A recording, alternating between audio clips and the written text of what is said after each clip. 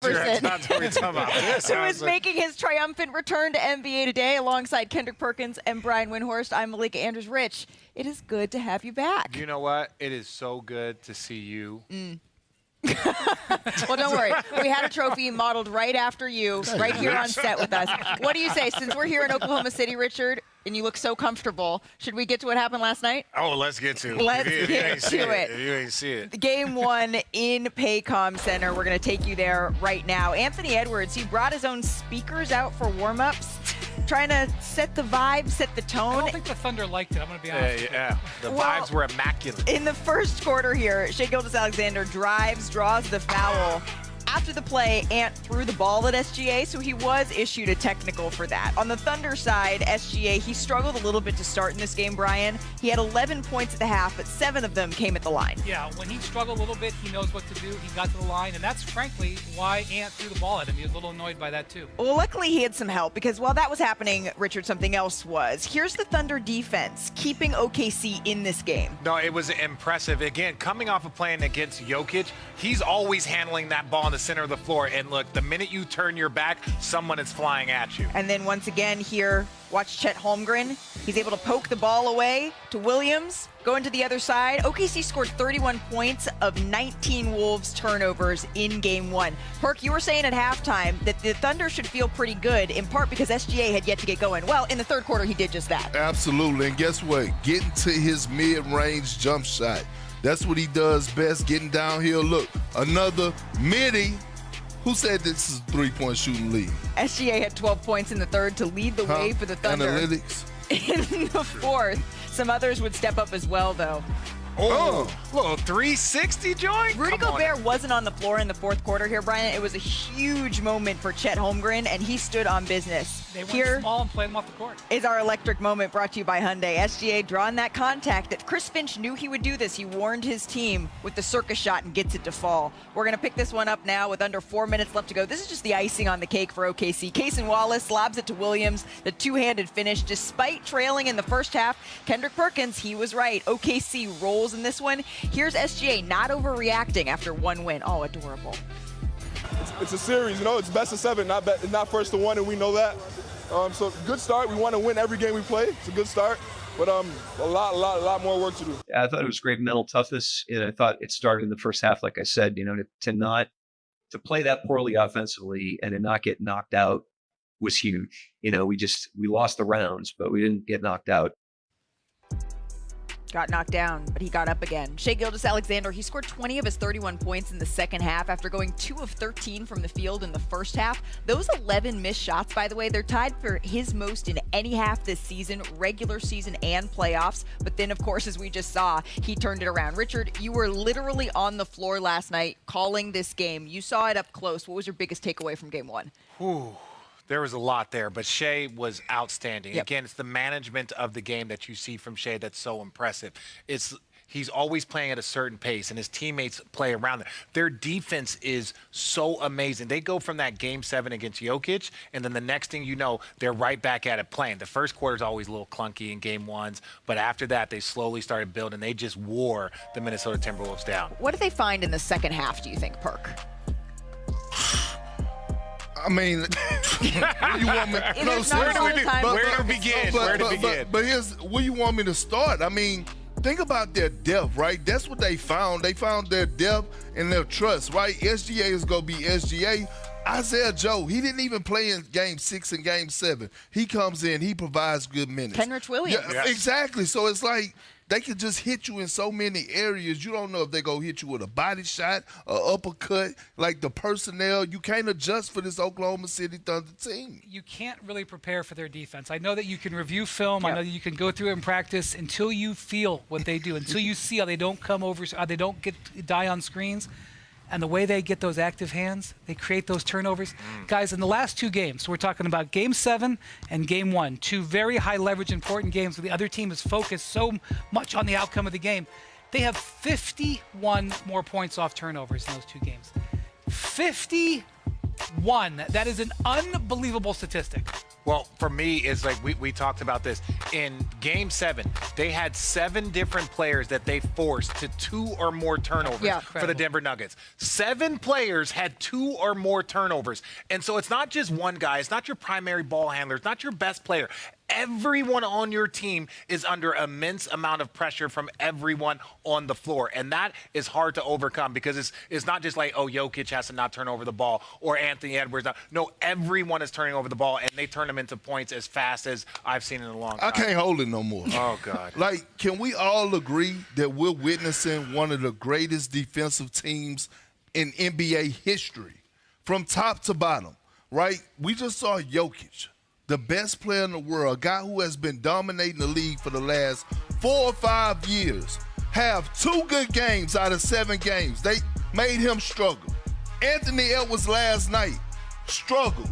Like, this team is, I mean, I've never seen a team like this. Like, yes, I've seen the 2004 Detroit Pistons. I've seen the 2008 Boston Celtics. 2001 Nets. But damn it, we wasn't like this. No. Why are you trying to sneak into Perk's one shot? Because just Perk here alone is a 2-shot. That's the problem. Perk is a 2.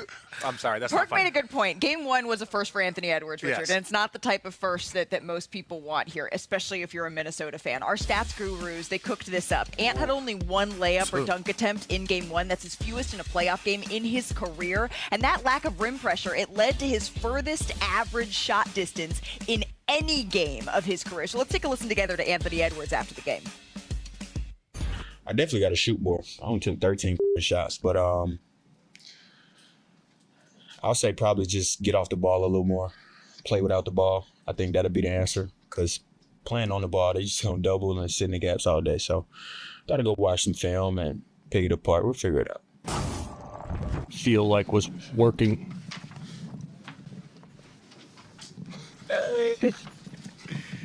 Crazy. What do you think they were laughing at? I know what they was laughing at. What were they laughing at? It wasn't a free throw. They laughing at SGA You're darn getting right it was. the You free can throws. see where his finger was on the paper. No, man, they better have been pointing at the 3-point shots. That's Why? what they were missing because of the way they shot the ball. They had good looks. And Dante DiVincenzo said something, he was like, hey, they're rushing there, but if you go back and look at the way that their season ended last year, where Shai goes up and tries to block that ball in Dallas. And so they practice getting to your body, but not necessarily contesting, not necessarily jumping. So they have more time for these shots. So the fact that they missed so many open shots, Minnesota just has to answer that. So Naz Reid, he was 0 for 5 on wide open threes, right, in this game. And he said afterwards, I always mess up this phrase. I'm on a boat and I can't hit water in the ocean or whatever that saying is. That saying, he applied that to his shooting night. And I believe him. He just said, you know what, I like the looks I got. They got wide open looks. They didn't fall. And that has a cascading effect on Anthony Edwards. Do you think this is a one-game mirage, Brian, or is this the beginning of a very, very frightening trend for Minnesota? Okay, so I think the thing is the way that you start to deal with Oklahoma City is you just don't give them the ball. I know that this sounds very basic. They take the ball from you. If you just don't give them the ball, that's the big thing. The turnovers are really important. The other thing is Shai is an expert at getting to the foul line. You've got to go in with the mindset to keep him off the line. They know this. They know that he averages a lot of free throws, and yet he was still able to draw contact. And by the way, the technical foul here, he's frustrated in. Jaden McDaniels did a really good job defending him. You're mature, Rich. But he fouled him 5 times, and as a result, he fouled out in the 4th quarter. Right. You can't successfully guard Shai and also foul him. You know that he's going to be good at getting those fouls. You have to be aware of that. You can't let him have it. If you have let him have a contested shot, you can do it. I know that people just assume he gets the calls, but I'm telling you, if you look at how the Wolves drove the ball yesterday, and you look at how the Thunder drove the ball, Ant drove the ball 1/4 of the times that Shai drove. Shai drove it 4 times to every time Ant drove it once. You want to see what it looked like? Let's do it. We'll run the film. We got film. We're in the film room now. You can see why Anthony Edwards is struggling. Look at the shell on the backside. Look at Casey Wallace not getting screened. All of a sudden, you have 6 hands, 3 people, activity, and Anthony Edwards is forced into a tough shot right there. Okay, here we go again. Thunder back in transition. Everybody is seeing ball and man. Look at Shai. He's not even guarding his man no more. He just stayed up, took away that driving gap. Just him being there stopped Anthony Edwards from driving. right? Just for him showing his presence. Why are you yelling at me? I'm not. Okay. You just It's close film. to me. You just close to me. But you know what I'm saying? Like him just being there Right. stopped it. So, But that's what they do. but before game one, you said that it was a must-win for the Minnesota Timberwolves. And I know it's just game one, but I got what you were saying. That is how potent this Oklahoma City team can be. They didn't do that. What situation are they in now? No, Rich? I stand by, but he points out that Shai wasn't guarding Nickeil Alexander-Walker, and they were able to pack the paint because they weren't shooting the ball well from three. Yeah, that's right. And if you shoot the ball well from three, it opens up the floor. But I love what he said about the defense that they play. It reminds me of those 2007 San Antonio Spurs. I played against the 04 Pistons. Yes, I'm going to agree with you. It's just my one day here, so I'm just going to be nice. Okay. But no, defensively, the intensity that they play with is reminiscent to older defensive teams. Right. Because the Golden State Warriors and the Boston Celtics, they were just able to switch everything and keep you in front. These teams play coverage at a high level. If you're Minnesota, the glass half full look at this game is we missed open shots. We are going to make them moving forward, and that's going to create space for Anthony Edwards to operate in the paint. That is what they're looking at. The glass half empty would be, okay, Anthony Edwards, he continues to sort of have these little tweaks throughout games. He tweaked his ankle in this one. Is that where the lack of explosiveness is coming from? He says it's not, and we have to believe, that's what he's saying, but that's going to be something to keep an eye on as they continue to play for this trophy as the Western Conference champs. I don't think you're supposed to touch it, Rich. I think you're supposed to have gloves for that. If you were in the building like you were yesterday, I don't know if you caught this, but SGA, a lot of people, they started looking at the way that he was just nonchalantly relaxing ahead of the game. Relaxes. And that's what I thought. I looked at this and I said, don't they know that this is exactly the way that Richard prepares for NBA today? Yes. I thought it looked eerily familiar. Look, there's a certain aura that we both carry. Like just whenever we're in the presence of our teammates, our coworkers, there's just an energy that everyone just gravitates towards, and I understand. The Minnesota fans were like, well, he's just practicing laying on the ground. That's what they were saying. Well, yes. Brian. But he's got to get up to shoot his free throws, though. He's got to get That up is to shoot a his free windy throws. zinger for you. Richard, we will let you go. We know you're a busy, busy man. There's so much to do here in OKC, and you got to get Can we to get it. Andrea over here? instead of Coming up Bert here on next time? NBA Today, Andrea is joining us, and we're also going to peer into the history books and the crystal ball to preview tonight's monstrous Game 1 in Madison Square Garden. Which matchup decides who advances? Plus, speaking of the history books, Caitlin Clark just keeps putting her name in them. We'll tell you which lines, but someone who knows these teams incredibly well. They've been facing them all year. Detroit Pistons head coach JB Bickerstaff here. JB, I want to see what we can glean from your Detroit Pistons matchups with these New York Knicks in order to kind of look ahead to this series. So let's focus in on Game 6, because in that first round series against the Knicks, your defense, it held Jalen Brunson to 43.6% shooting, forced 16 turnovers here. What was the key to trying to contain them? Just to try to be as disruptive as we could. We wanted to put as many different bodies on them as we possibly could. Wanted to change the look up, wanted to put size on him, wanted to put smaller guys on him, and then try to pick him up 94 feet. And you'll see here in this clip, like Asar does a great job here of just trying to stay between him and the basket.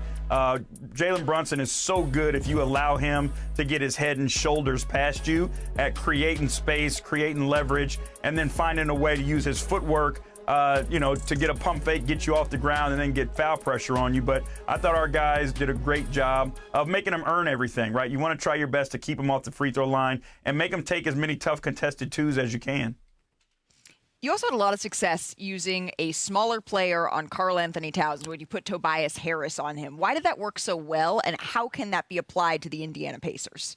Well, one, we had confidence in Tobias' defense all year long, right? He had done a great job versus bigger guys and post-up players. And what we wanted to try to do with Towns was eliminate the amount of catch-and-shoot threes that he got. And a lot of times what happens is big guys, your five-man, they just want to run back to the rim. And Cat does a great job of trailing into the play and getting those late, early transition break threes. And we wanted to try to eliminate those as much as we could. And then it made him play more within the three-point line. It made him turn into a post-up player where you'll trade those tough contested twos for the wide-open threes and the spacing that creates for the rest of the guys. Very, very interesting. It's something certainly we will keep an eye on in this series as well. JP, we always appreciate the time. Thank you for stopping by NBA Today. Thank you. Take care. The odds makers, though, they have the Knicks as a favorite heading into the series. It's according to ESPN Bet. Either way, both teams, they're looking to snap a long finals drought here. The Knicks haven't been since 1999, and the Pacers since 2000. Jalen Brunson, he spoke earlier today on his experience from facing the Pacers before. Take a listen. We obviously know what happened last year. It's nothing to really compare. It's just kind of just to learn from and how we get better from it. And yeah, it's different. But we have a lot of guys here who can share experiences and figure out how can we be better. And so yeah, it's different. Well, our set just improved because we swapped out Richard for minimal work for Richard. And Drea, I know you know this. Perk has some strong feelings about this series. He's been telling it to everyone who listens, and now he gets to share with everybody at home. What are your expectations for the Knicks and Pacers in this one? For the Knicks to dominate. Because all I've been hearing all postseason, when they played the Pistons, oh, the Knicks better watch out. The Pistons, they're going to knock them off. And then what happened? Sixth them, right? Then we go to the Celtics series. Oh, the Celtics defending champs. We don't give the Knicks a chance. And what happened in that series? The Knicks move on. Now, here we are again, and you have Jalen Brunson, who is the best player in the postseason right now, with Karl Anthony Towns, OG Anunoby, Josh Hart, and Mikal Bridges, the best starting five in basketball, and still people are saying, oh, the Pacers are going to give them problems. I be damned. Perk, they're favored. I be damned. The Knicks are favored, Perk. I have the Knicks in 5. I have the Knicks Giving in his 5. pick early. I was going to say, we're going to make picks at the end of the show. But I Perk thought you is said you want. That was my feelings about it. I am glad. This is a They really are safe strong place feelings. for you to share those strong feelings. yeah. But the Knicks are going to have not just strong feelings, but their strong defense show up in this series. Yeah. When you talk about this Pacers team, they put you in a lot of mismatch situations, and you talk about the Knicks on offense, but the Knicks can also play defense. I feel strongly about the Knicks, not as strongly as you, but I do feel strongly about the Knicks in this series as well because of some of the defense that we saw. The things that the Knicks were able to do against Boston translate well against the Pacers. Look at this ball screen action. Kristaps Porzingis, again, this is in the Boston series. The paint is wide open. There is a height differential of 8 inches, not even 6 inches, 8 inches. And look at the effort that Bridges gives, those long arms. That makes up for mismatch situations. Now the Knicks are off and running in here. Watch Kristaps Porzingis slide them puppies, Perk. That's your thing. Josh Hart plugs, OG Anunoby pursues, and he's able to get the ball, get a tip, go out, and get a slam dunk. That type of effort in mismatch situations, especially that play with Jason Tatum, imagine that's Tyrese Halliburton in a mismatch situation, trying to put the defense on skates, putting Tyrese Halliburton in a crowd, creating that chaos defensively. The Knicks are going to have to do that as well. These are two teams that want to play very differently. The Pacers want to play fast. They want to pressure you up the court to make you get into your offense quicker. And the Knicks want to play a little slower. The Knicks play fewer players. The Pacers play more. They're a little deeper. The Knicks are excellent in half-court situations, especially at the end of the game. The Pacers would prefer to move a little quicker, get their shots up a little faster.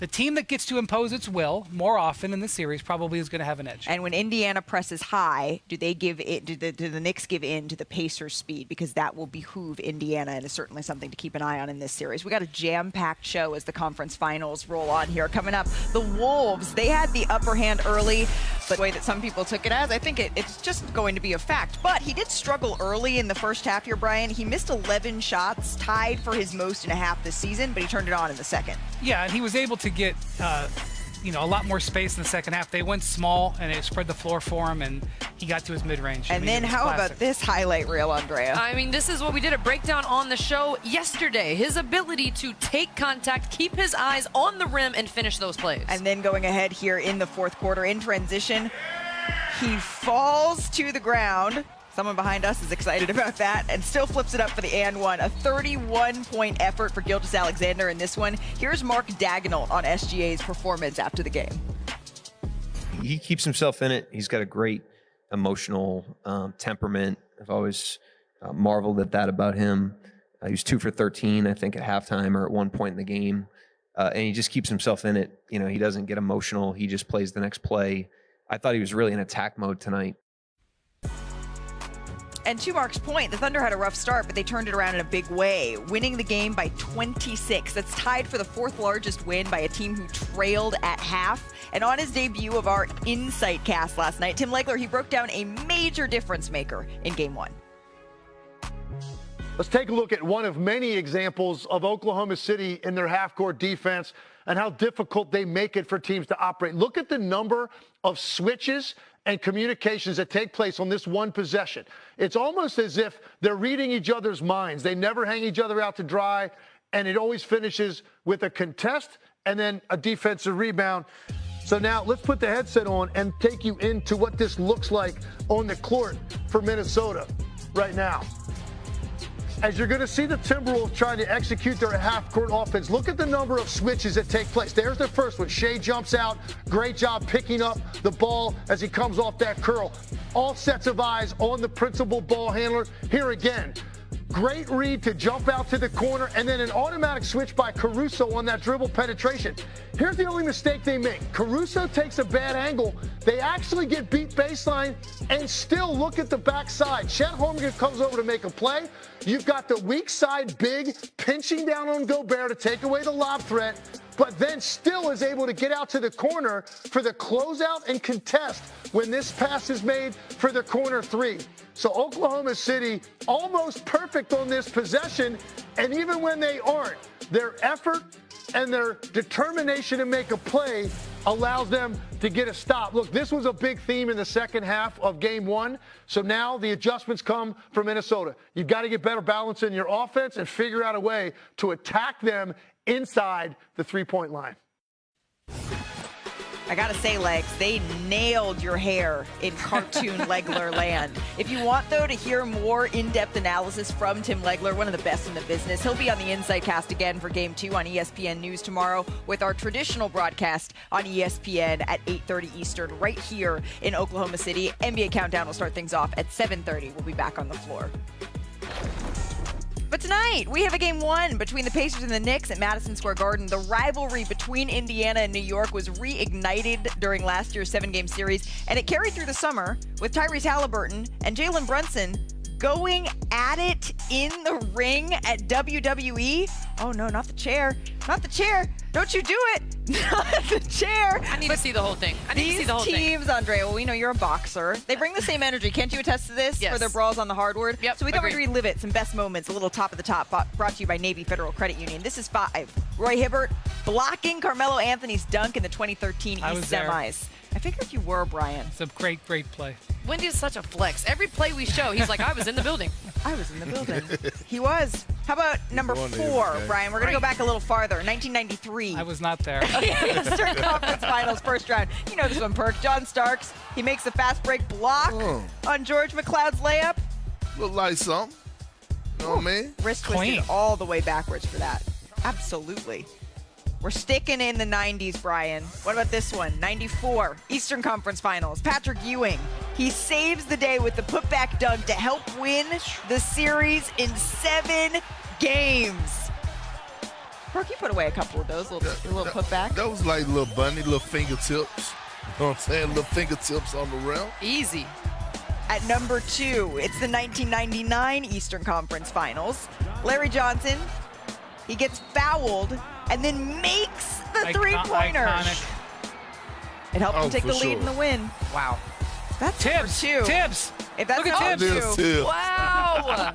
Young Tibbs. Baby Tibbs. if that's number 2, Brian, you know what's number 1. I sure do. It's 1995, the Eastern Conference semifinals. Reggie Miller, he scores 8 points in 9 seconds. It shocks everyone in Madison Square Garden. That was a foul, by the way, but whatever. Push in the back. He got away with it. It just defies logic. 8 Analytics points in wanted the 9 3. seconds. You wanted the 3. There are so many subplots when the next chapter of this rivalry kicks off tonight. Andrea, what do you think is going to be the matchup that you're going to have your eyes on here? It's the matchup of the point guards. I mean, that is what this is all about. Tyrese Halliburton.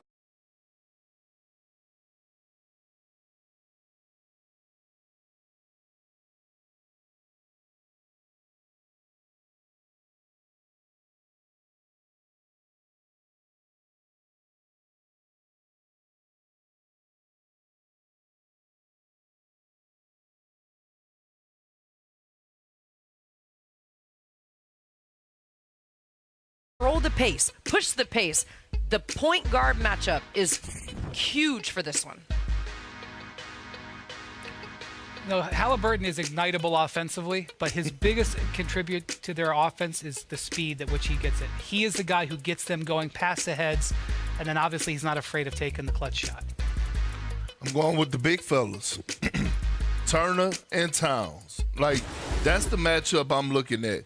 Miles Turner has been underrated. Like, his value, he don't get talked about enough. What he done in that Cavs series on the offensive end, being able to stretch the floor, but then punishing the mismatches defensively, leading the entire postseason in block shots. Karl Anthony Towns, he is the X factor in this series. He got to come out. He got to dominate. I don't want to see Karl Anthony Towns that I saw in Game 5 picking up dumbass fouls, pouting because he wasn't getting the ball. I want to see the Karl Anthony Towns that I saw in Game 6 in Madison Square Garden, where he was out there doing his damn thing, firing up the crowd, getting the ball where he wanted it, not letting smaller guys guard him. So I'm looking at Karl Anthony Towns. They brought him here for a reason. He's the guy that's supposed to move the needle. Damn it, he's going to get it done. I got one more X factor. Last year in the series, we know OG Anunoby got hurt. We know that Braylon Brunson got hurt. But Mitchell Robinson was also not a factor in that series. He didn't play after Game 1. He ended up having to have surgery. He was a huge difference maker in the last round against the Celtics. The Celtics basically fouled him and tried to get him off the floor. His offensive rebounding is transformational for their offense. And he switched a lot, too. He was so important for them. I want to see, guys, do the Pacers foul? Do they hack a Mitch to try to force him off the floor like the Celtics did? Guess what? It don't matter if they do, because Tom Thibodeau is not going to take him off the floor. Tom Thibodeau trusts Mitchell Robinson to make those free throws, and he got the trust. He's saying, you know what? I know you can make them. And we saw as the series kept going, Big Mitch started knocking them down. Tibbs don't give a damn what Rick Carlisle's going to do. Tibbs is worried about his impact, what Mitchell Robinson is going to do on the defensive side of things. And in previous series, like the Boston series, we saw centers on Josh Hart. In this series, are we going to see the center Miles Turner, Karl Anthony Towns on each other? They better. A little bit of a different feel to this. Perk, do you have any like Kendrick Perkins lanes around Texas or Oklahoma City? Do we have any Andrea Avenues? Not that I know of. I think there should be one going up in the future. But in the Eastern Conference right now, New York City is getting taken over by the New York Knicks. It's temporarily renaming a bunch of its streets and avenues after each of its 15 players. So you have Jalen Brunson Boulevard, Mikal Bridges Block. Fitting. It's fitting. It's crazy out there right now. Josh Hart Street.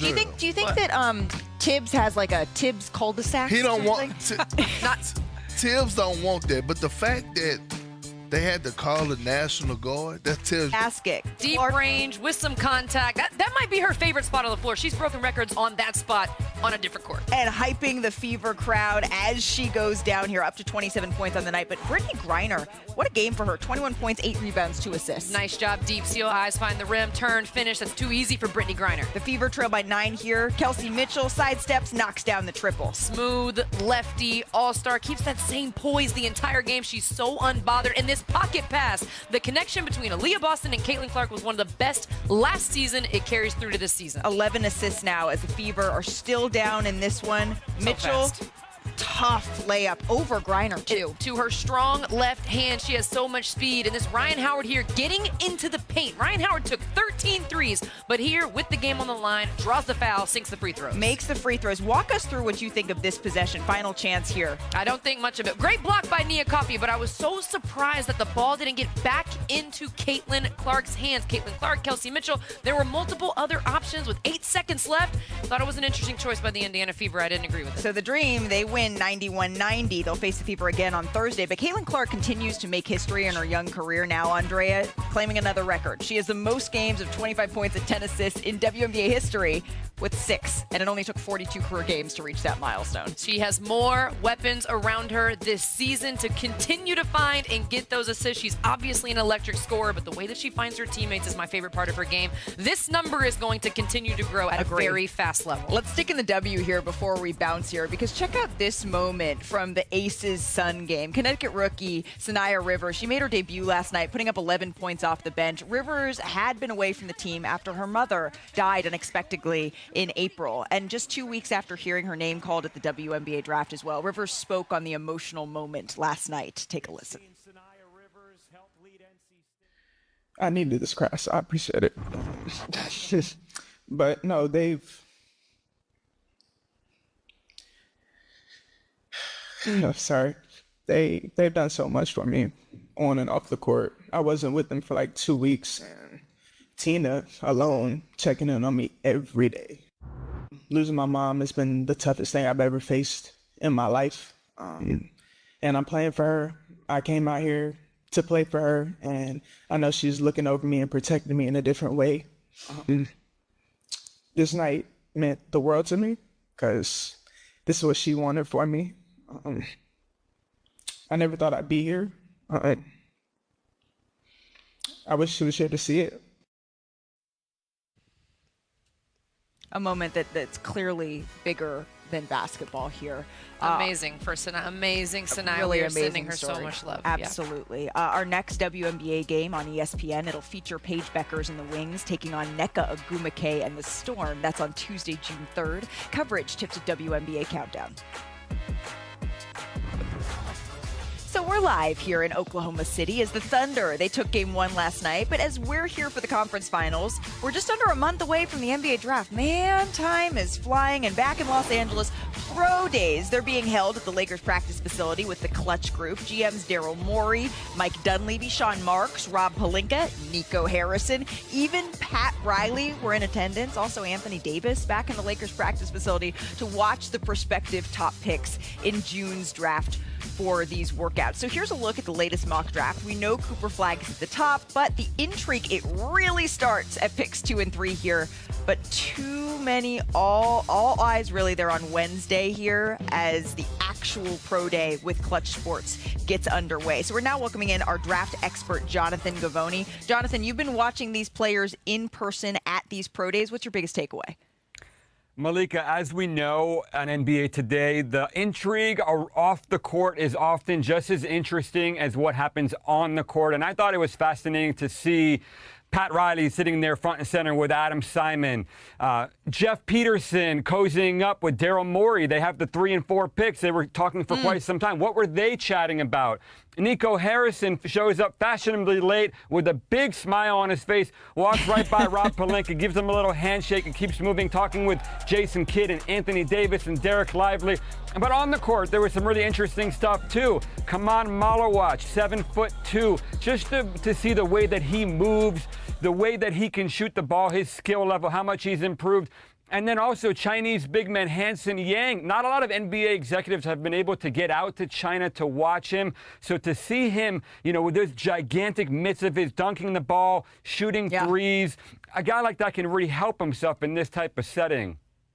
So this is where the pot, Jonathan, it starts to get stirred. And we all know that Cooper Flagg, he is probably going to go number 1, but I like a little drama. I like a little intrigue. That starts at 2 and 3 here. When exactly does this get interesting in your mind? It really feels like Malika Dylan Harper is going to, if not to the Spurs, into a team trading up to number 2. But 3 is where it starts to get really interesting. People really want to see, what does Daryl Morey do here? He's got a big summer coming up in front of him. How do they feel about Joel Embiid's long-term health? What do they do with Paul George's contract? How is that going to age?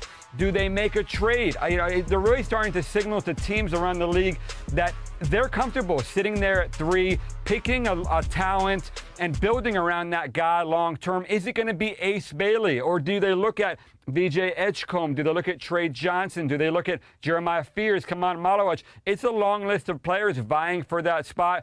Ace Bailey, some of his interviews, people told me they compared it to Anthony Edwards, just in terms of how fun-loving of a guy he is, his personality.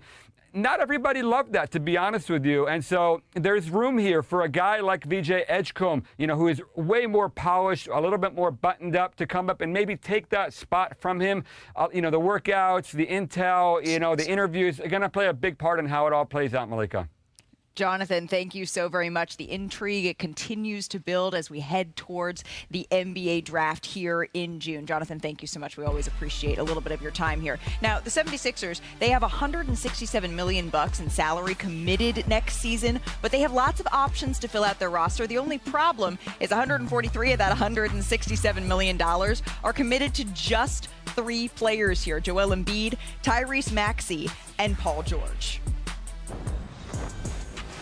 We have breaking news here on NBA Today from Shams Charania. Shai Gilgeous-Alexander has been named the 2024-25 MVP. SGA, he led the NBA with 32.7 points per game. That's the most points per game in a season in Thunder franchise history. And since 2000, the Thunder have had 3 MVPs now. Russell Westbrook, Kevin Durant, and now Shai Gilgeous-Alexander, the only franchise to have 3 different MVPs since 2000. Brian, we thought that this moment would be coming, but now, according to our Shams Charania, SGA officially named the MVP. How's that Paul George trade? Look, he's been building towards this. He's been an all-star. Last year he was second. This year he leads his team to 68 wins. They're in the Western Conference Finals, up 1-0. Very deserving. Absolutely the right decision. That's who I voted for. I voted for it as well. I mean, he joined the company with Michael Jordan this season. 3 straight consecutive years of averaging 30. Yep. And or more, shooting 50%. I mean, what consistent else is what he does. Consistent his whole life. His whole life is consistent. To me, it's his poise. He does it his way. He's unbothered with what people think about his game. He puts the defense on skates. He gets to the free throw line. The poise he plays with, his demeanor, he is himself through and through. On the court, off the court. Congratulations to Shai. You know what we call him? Congratulations. Shea Butter. Shea Butter, because the man is smooth. Huge congratulations to Shai Gilgeous-Alexander. Again, according to our Shams, this just in, he is the 2024-25 most valuable player. This is something he's been working towards for many, many years, and something that means a lot to him, meaning what would mean even more, to be able to take home a championship.